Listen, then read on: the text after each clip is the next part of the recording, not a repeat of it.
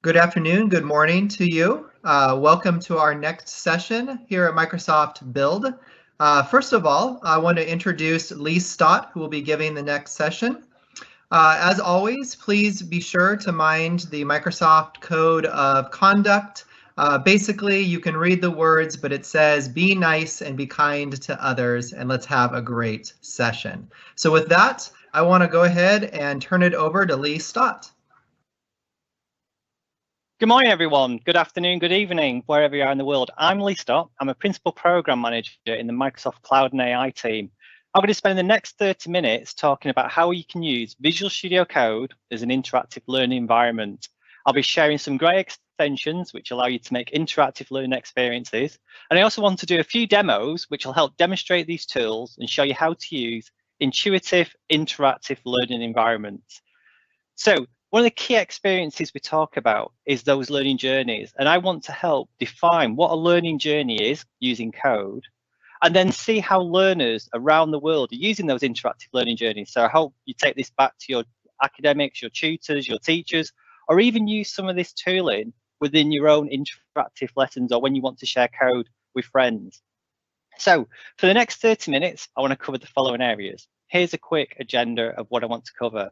So we're going to talk about an introduction to what Visual Studio Code is, talk about the IDE and what the benefits of the IDE are, then talk about what is GistPad. So GistPad is an extension that we'll be using, and then what is CodeTour, which is another extension, then go into those demos, and then hopefully have a bit of a Q&A session at the end where you can ask me some questions and we can have a bit of a conversation around how you see these things working in the future. So one of the key issues that we see in the challenges is how to make an interactive learning experience. One of the goals is to make an experience enjoyable, practical, and learnable. So experiences need to be tailored for you as students, or from an academic or a teacher's perspective, be really easy to create and maintain. So what we're going to do today is talk about those different areas and different aspects and hopefully show you how easy it is to get started building interactive learning experiences. So what is Visual Studio Code? Visual Studio Code is a lightweight editor that has all the features you find in an IDE. But instead of it just being like something like a text editor, you things have like embedded Git control, you have syntax highlighting, you have code completion. So it's a real full-blown IDE. So the big benefits of using something like Visual Studio Code is that it gives you good coding practices and also teaches you how to use an editor. And using an editor is really key, and using an editor between different people is really key as well. So Visual Studio Code has a huge ecosystem of first-party and third-party tools and extensions. So this helps you become a better developer by using those tools and extensions. And Visual Studio Code, CodeTour, and GistPad are two of those extensions that we'll be covering today. Visual Studio Code is really extensible, so you can build your own Visual Studio Code extensions. You can build them using HTML, TypeScript, and CSS, so typical web development languages. And there's loads of support out there to help you get started building extensions. And the greatest thing about Visual Studio Code is it's open source. It's actually a number of different open source projects that have been brought together to then allow us to create Visual Studio Code. So it's a community-based project. So again, if you want to get involved, you can go to GitHub, go to Microsoft, Visual Studio Code. All the code is there for Visual Studio. So Visual Studio is a really highly configurable IDE.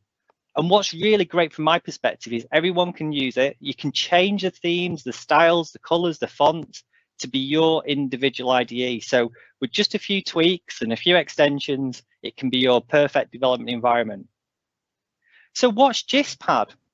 GistPad is part of GitHub. It actually allows you to store small code snippets without having to create a full-blown repo.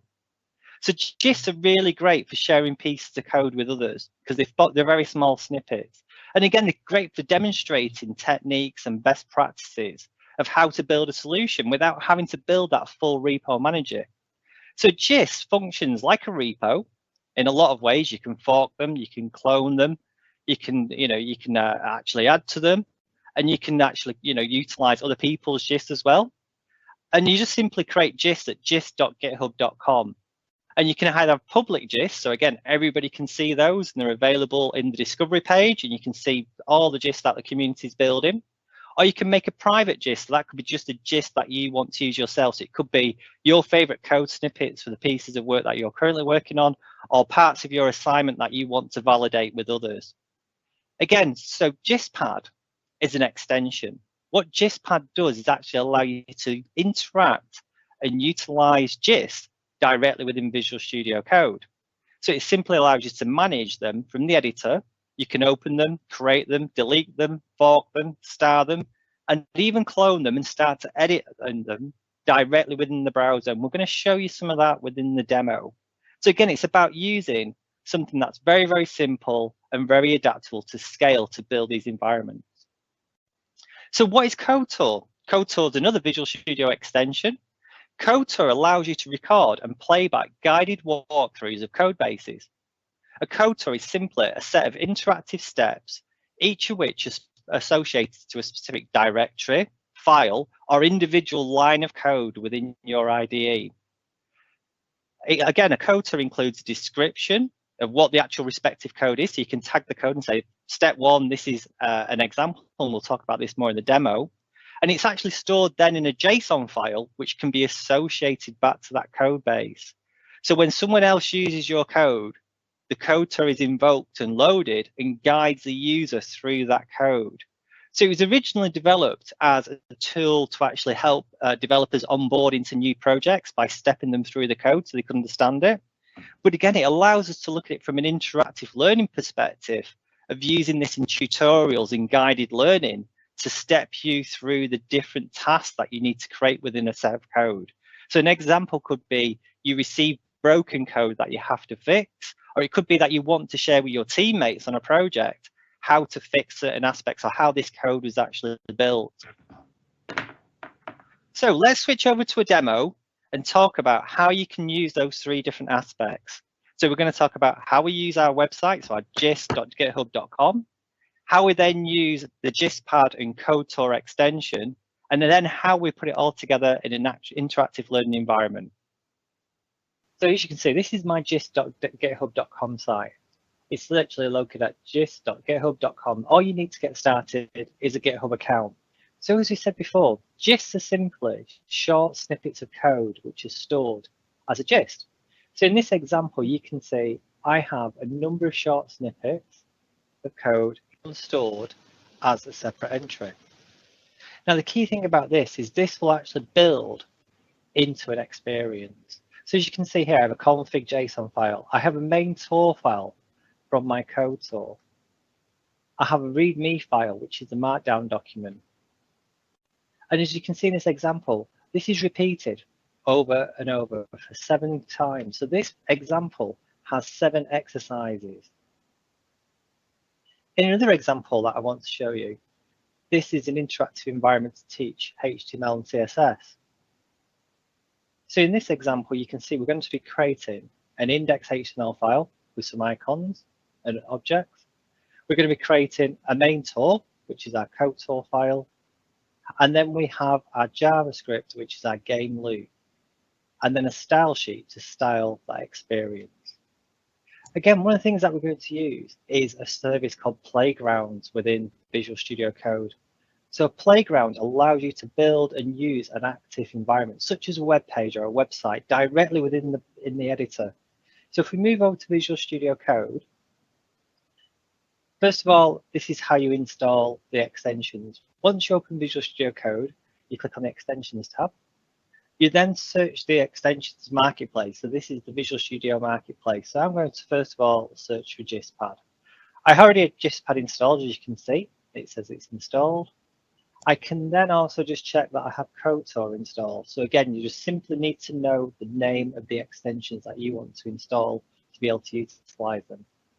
Once I have those extensions installed, GistPad actually appears on my tab menu. So I click on the tab menu to open GistPad.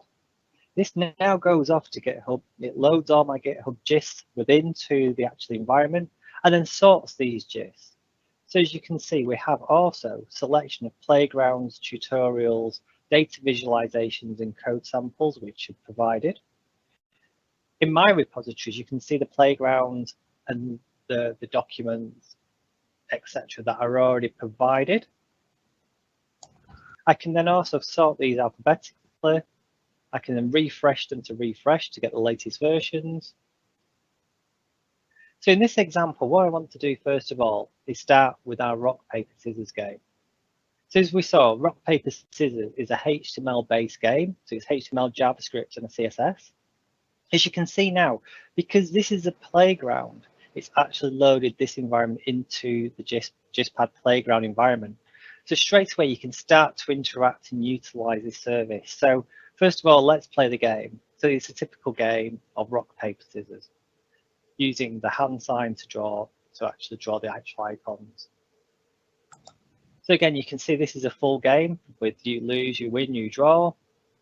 So to take students through this experience, we want to try and define code blocks which allow learners to learn along as they build this. So take this as an example of doing a CSS HTML lesson.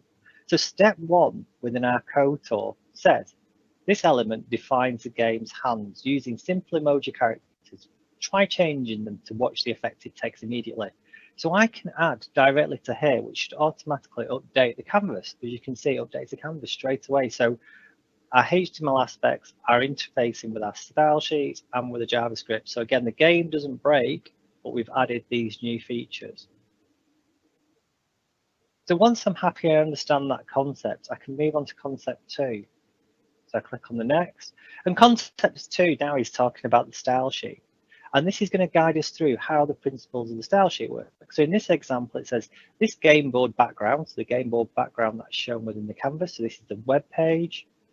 You can change the color by quickly clicking on the color swatch to bring up a color picker. Because this is in Visual Studio Code, we can actually naturally interact with this. So as soon as I go over the color swatch, a picker is actually created. So I can dynamically choose colors and the background is automatically updated. So I can just simply now pick a color that I'd like.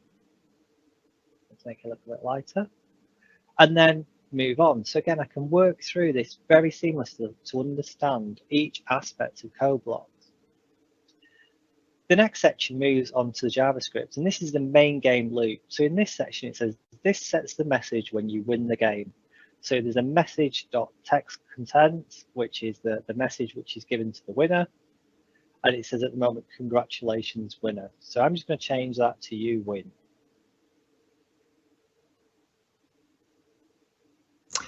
Hey Lee, sorry just to interrupt for a quick minute, but could you turn your microphone up just a little bit? You're a little soft. You win. So very, very simplistically, we've built an environment that allows the user to understand the different aspects of the construct of the code. So from the HTML file, the CSS file, and the JavaScript file, to be stepped through those codes and to be given prompts to either interact, change, or understand what the concepts mean. So in our next example, I want to show how we can actually build an interface which has a game-based engine as well. So if we just go back to our Gist, and I'm going to open my next sample, which is CCSDinner. So a few people may be aware of CCSDinner already. CCSDinner allows you to actually interact with CSS to learn the basics of CSS. So it's a great learning tool. So it's a visual learning tool again. Again, it's based on this playground concept. So I'm opening up my playground environment, which draws the table, it draws the plates. It then draws this code cell, which has the div elements within this. So I can clearly start to understand which each of these elements are by just simply hovering over them. I get a visual representation above the item, but then also in the code block cell, the visual item is actually represented as well. So I can start to understand what each of these aspects are within CSS. So in this example, it's asking me, what are the elements between the div elements? So as you can see the code, it says div class table, and then plates are on the table. So there, the plate is the element between the table, which is correct. So now I move on to the next one. So in this one, it says div class, select all the div elements between the P segments. So again, I can see bentos, I can see plates, I can see plates. So again, the answer here is bentos.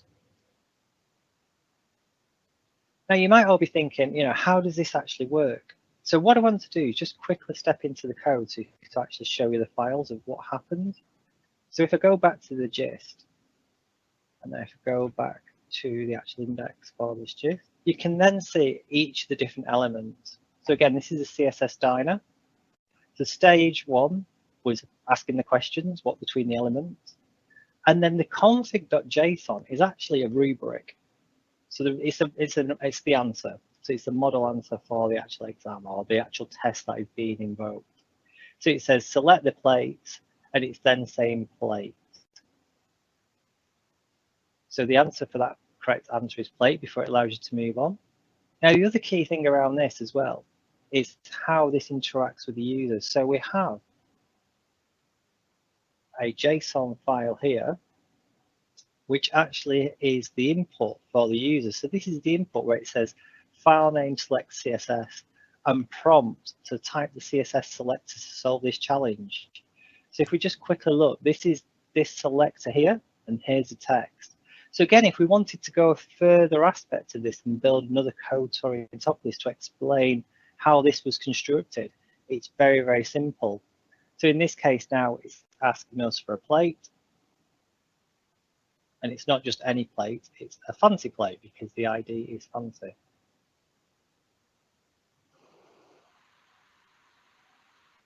So as we step through, we can start to really understand how these visual learning environments can be really useful for users. You've got this prompting. Again, if I actually make something wrong, the environment switches and changes and starts to actually shakes. So again, I'll just put that in again so you can see this. So you're getting this visual representation to the users immediately that there's an issue, that they have to rethink. And again, you've got the visual overlays of all the different elements, and you've got the visual JSON element, the visual CSS element in its format. So again, it's really about that learning experience. So if we look at this now from a next example, and we want to actually use GistPad to do other things, so let's think about how we can create a CodeTour.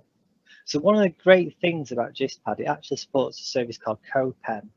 Now, I'm not sure how many of you are aware of CodePen. CodePen is a great UI tool. So it's a tool that's on the web where visual designers can share great examples of code. So in here, what we can do is we can look at some of the most popular ones. And what we can actually do is GistPad is directly supported with CodePen.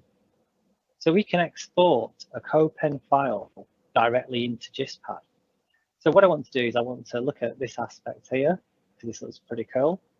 Again, it looks very similar to what we just saw within our Visual Studio Code environment of the HTML, the CSS, and the JavaScript.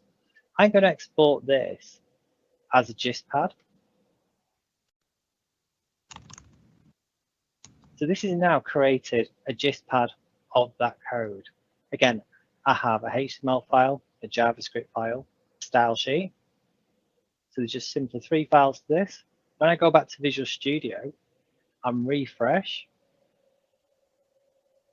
I now have the scene enemy demo, which I've just cloned. So what I want to do now on this is I want to actually create a CodeTour to go along with this. So what I want to do is, number one, I want to clone this repository. So I can just quickly clone this repository. It's going to give me, it's going to ask me to select a location. So I will create a new folder.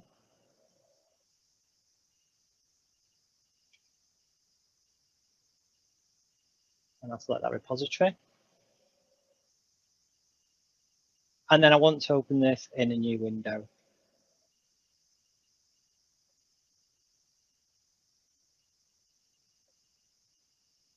So what I now have is the Visual Studio environment with this repository.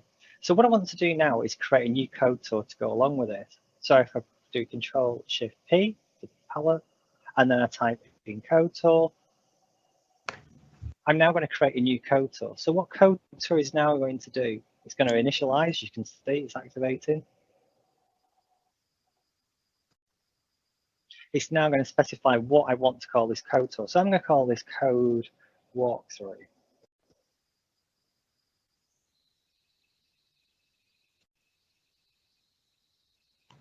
And as you can see, it says CodeTour is now starting to record. Please select the file and choose your location. So first of all, let's go into the JavaScript file. So first of all, I want to just tag this section here because this is a great feature of allowing a user to understand how to change the speed of the particle. So I'm going to call this step 1. I'm going to say changing the speed of the particles.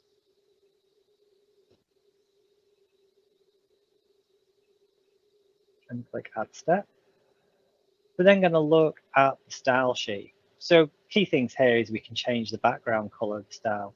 So again, just click on the plus to add a CodeTour. Step 2.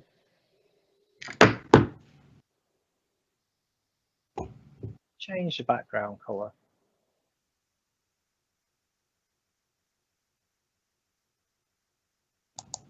And if we go back to the JavaScript again, we'll pick something else. We'll choose this because this is quite an interesting element. So this is basically a function which allows you to interact with the mouse. So again, I can either click on the plus line or select the entire code block and then say this function allows mouse interaction. So now that I have all my CodeTours built, I can stop recording. I can actually export this file. Now, one of the key things around GIST is you cannot have folders within the GIST. So first of all, I just need to move my CodeTour to the root of the actual code and delete the folder.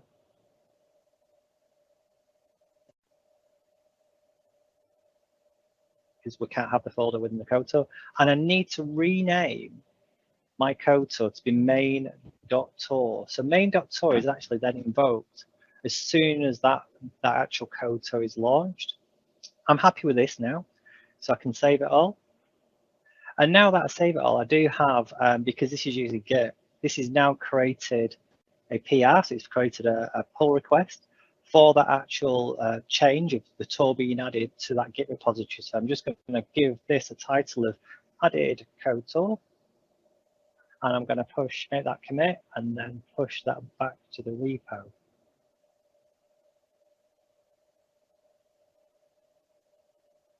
Okay, and then as you can see, I'm just going to push this back. So what we've done is we've cloned COM210. We've taken the code, which is a GIST file with 4 different GISTs within it, 4 different GIST actual code snippets within it. We've opened that up within Visual Studio by cloning the repo. We've made the file changes on that. We've added a CodeTour to it.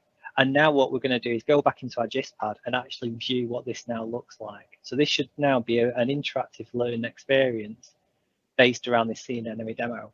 So as you can see, I'll just do a refresh. The scene enemy is now here. You can see that my main CodeTour is now here within the code repository. So now that when I open this, I now have the scene enemy demo. I now have my CodeTour. And I can start to interact with this. So this says this piece of code changes the speed. As you can see straight away, I can change the speed. If I move on, it says this piece of code changes the color. So again, picker is interactive, so I can change the background color by just simply hovering over, choose a new color.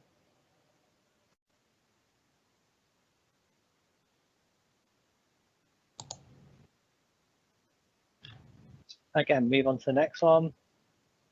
And then this one allows the function to do the mouse over interactions. So as you can see, mouse move.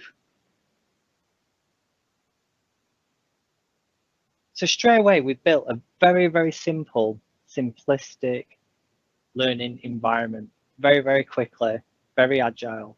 And again, this is a great way of both learning interactively and then building upon that and being able to share that code that you develop.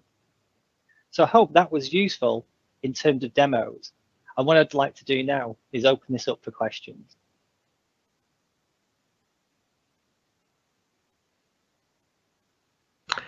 All right, well, thank you, Lee. So our first question is does GistPad or similar work with Azure DevOps or Microsoft Teams, and particularly wikis? So GistPad works with any code base, and CodeTour works with any code base. So it could be a GitHub repository, it could be a GistPad. It doesn't work with Teams. It'd be interesting to understand what they mean about Teams, and I'll have a look at the chat around that after. But it works with any code repository. So basically you install GistPad or CodeTour into Visual Studio Code. You then add those extensions and add the CodeTour to that.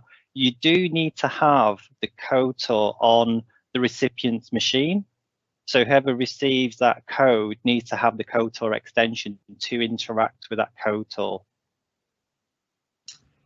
Great. That's actually one of the other questions, was that do other people need to have CodeTour installed in order to be able to see these different steps too? So maybe describe that a little bit more. So yes, you do need CodeTour installed to see those steps. Once you have that CodeTour installed, as you saw, as soon as you open the repo, if there is a main.tour within that repo contained, the CodeTour extension sees that extension and then loads that and invokes it straight away to the user. So there's no user intervention. It's just having that extension installed as part of the work. So it's just, when you send code to people, say this includes a CodeTour file, and then you can have that experience of viewing the CodeTour. Excellent. Next question is, can I apply CodeTours to any Git repo, or does it have to be Gists? So again, it applies to any repo. So any code of any language, so any code base. It doesn't necessarily have to even be in GitHub. So it's just any code base.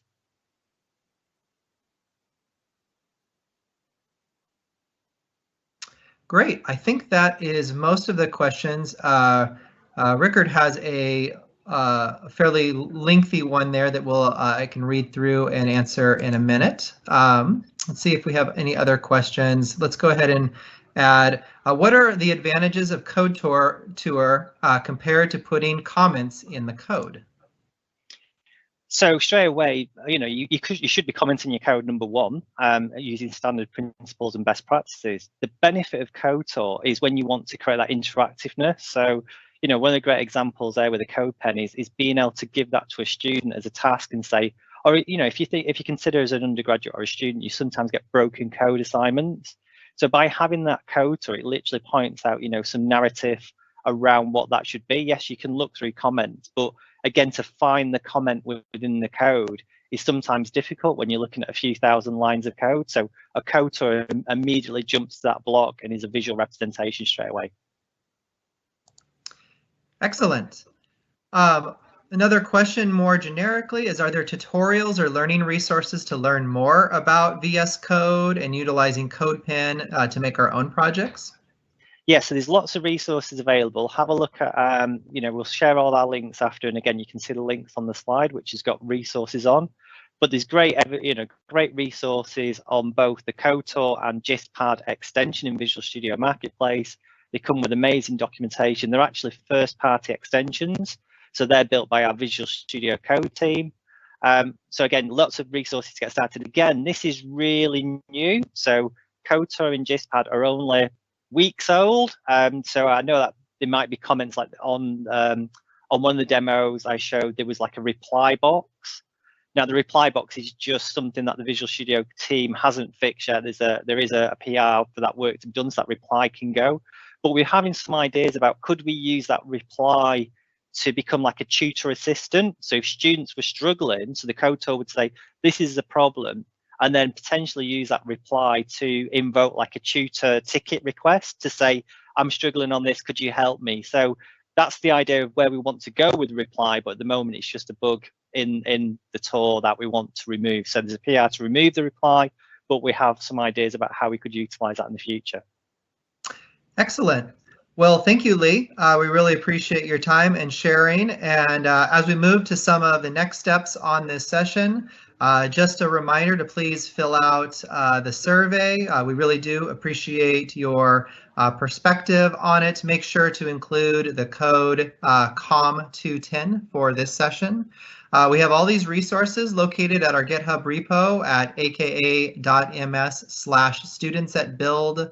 And if you're interested in a little bit more of our student programs like Azure for Students, Imagine Cup, and Learn Ambassadors, please feel free to check out those links. Those are also available on the GitHub repo as well. So again, thanks for your time. Thank you, Lee, and have a good evening or morning.